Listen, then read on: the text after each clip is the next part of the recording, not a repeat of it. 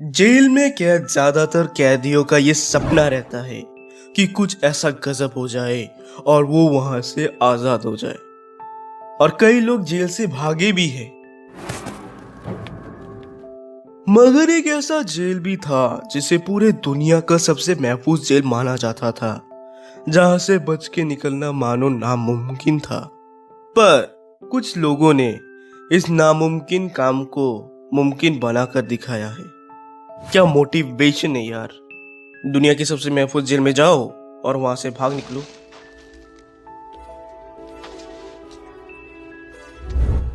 तो चलिए बारीकी से जानते हैं कि वो कौन सा जेल था और कौन थे वो लोग जो उस जेल से भागे थे। उस प्रिजन का नाम है अल्कात्रस प्रिजन और वो प्रिजन सैन फ्रांसिस्को बे के अल्कात्रस आइलैंड में स्थित है। इस प्रिजन में उन कैदियों को रखा जाता था जिन्हें नॉर्मल प्रिजन में नहीं रखा जा सकता था, जैसे कि मशीन गन कैली। चलिए अब कुछ उन भागे हुए क्रिमिनल्स के बारे में भी जानते हैं। पहला है फ्रैंक मॉरिस। फ्रैंक को 13 साल की उम्र में ही उसके पहले क्राइम के लिए पकड़ा गया था। फिर जब वो बड़ा हुआ तो वो डकैती और गाड़ियां चोरी किया करता था, जिसके लिए उसे अल्कात्रस प्रिजन में भेज दिया गया।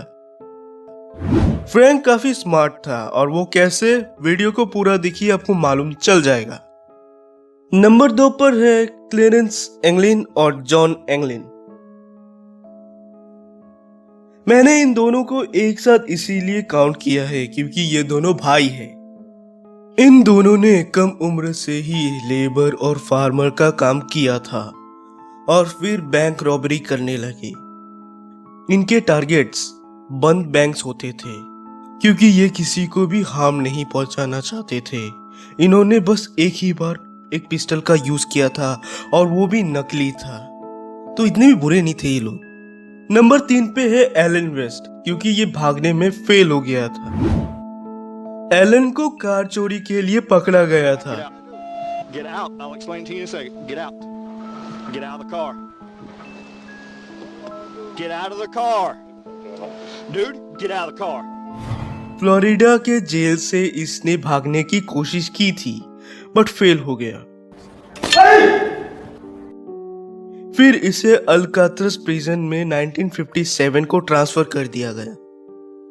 तो जैसे कि आप इनके बारे में जान चुके हैं, तो अब बात करते हैं कि ये उस जेल से भागे कैसे थे। क्योंकि अगर किसी को वहां से बचना है तो पहले उसे अपने सेल से निकलना होगा, फिर इन लंबे फेंसेस और आर्म गार्ड्स को पार करना होगा। मगर प्रॉब्लम्स यही खत्म नहीं होते हैं। मेन प्रॉब्लम तो अभी बाकी है और वो है पानी। आखिर इसको पार कैसे करें? कुछ कैदियों ने बचने की पहले कोशिश की थी मगर सब पकड़े गए और कुछ को तो शूट कर दिया गया। 1961 में इन 4 कैदियों के सेल्स एक साथ सटे हुए थे, कुछ इस तरह। फिर फ्रैंक मॉरिस ने वहां से बचने का एक प्लान बनाया और तीनों को इस प्लान में शामिल किया। उनकी प्लानिंग्स काफी लंबे समय तक चली और फिर धीरे धीरे चारों ने प्लान के मुताबिक काम करना शुरू कर दिया। पहले उन चारों ने अपने सेल के वेंटिलेशन डक्ट को तोड़कर बड़ा कर दिया ताकि वो वहां से भाग सके। और उन्होंने ये कैसे किया? उन्होंने चम्मच, सॉ ब्लेड्स और ड्रिल्स के मदद से ये काम किया। तो क्या गार्ड्स को कोई नॉइज़ सुनाई नहीं दी गई? जी नहीं, और वो इसीलिए क्योंकि फ्रैंक मॉरिस भर रात एकॉर्डियन बजाया करता था। मगर क्या गार्ड्स को कभी वो होल्स नहीं दिखे? नहीं दिखा। और दिखता भी कैसे? उन चारों ने कार्डबोर्ड के पीसेस को उसी कलर में पेंट किया जिस कलर के वॉल्स थे, और जब गार्ड्स पहरादारी करते थे तब वो फटाफट उस कार्डबोर्ड से होल को ढक दिया करते थे, जिससे गार्ड्स को कभी कोई शक नहीं हुआ। जब उन चारों के सेल से भागने का रास्ता तैयार हो गया तो अब वो सोचने लगे कि आखिर नदी को कैसे पार करें। तब उन्हें एक राफ्ट बनाने का आइडिया आया। उस राफ्ट को बनाने के लिए उन चारों ने 50 रेनकोट्स का जुगाड़ लगाया और राफ्ट को बनाने लगी। राफ्ट को बनते बनते कुछ महीने निकल गए। उन्होंने रेनकोट से लाइफ जैकेट्स बनाए और पेडल्स भी बनाए। मगर एक मिनट, वो चारों ये सब काम अपने टनल्स में कर रहे थे। तो जब गार्ड्स पहरादारी करते थे, क्या उन्हें कभी ये देखकर शक नहीं हुआ कि आखिर ये लोग सेल से बाहर कैसे निकल गए, क्योंकि ये सेल तो खाली होगा ना उस समय? नहीं, शक नहीं हुआ। और होता भी कैसे? इन चारों ने जेल में बैठकर एक एक डमी हेड बनाया, गार्ड्स की आंखों में धूल झोंकने के लिए। इन डमी हेड्स को बनाने के लिए इनको जरूरत पड़ी साबुन की, टूथपेस्ट की, धूल मिट्टी, टॉयलेट पेपर और रियल बालों की, जिसे उन्होंने बाल काटने वाले से ले लिया होगा। अभी यहाँ पर जो डमी हेड आप देख रहे हैं, ये एलन वेस्ट की है। ये तो अच्छी बनी भी नहीं है। इसको तो देखकर ही पता चलता है कि एलन भागने में फेल क्यों हुआ था। ओके, बस हमें दूसरों के फेलियर का मजाक नहीं उड़ाना चाहिए। मगर क्या प्लानिंग थी! I am impressed. 11 जून 1962 ये दिन इन सबके जिंदगी का सबसे बड़ा दिन था, क्योंकि इसी रात वो भागे थे। तो उस रात हुआ यूं कि फ्रैंक मॉरिस, जॉन एंगलिन और क्लेरेंस एंगलिन ने अपने सेल के कार्डबोर्ड को हटाया, डमी को अच्छे से बेड पे लेटाया और चुपचाप वहां से निकल गए। मगर एलन नहीं निकल पाया, क्योंकि उसने टनल को कवर करने के लिए जिस सीमेंट का यूज किया था वो कुछ ज्यादा ही स्ट्रॉन्ग था, तो वो होल खुला ही नहीं। और जब तक उसने उसे खोला और बाहर निकला, तब तक बहुत देर हो चुकी थी। तब तक वो तीन जा चुके थे और बाद में एलन को निराशा लेकर अपने सेल में वापस लौटना पड़ा। एलन का ना बच पाना ही वो कारण है जिसके वजह से आज हम इस प्रिजन एस्केप के बारे में इतना कुछ जानते हैं। बाकी के तीन छत पर चढ़ गए और इन पाइप्स की मदद से नीचे उतरे, फिर फेंसेस को पार किए अपने सामानों को लेकर। उनको टोटल 2 फेंसेस को चढ़कर पार करना पड़ा जो बार्ड वायर से कवर्ड थे, और वो फेंसेस लगभग 12 फुट के थे। तो फेंसेस को पार करने के बाद अब वो गार्ड्स की नजरों से दूर थे, बहुत दूर।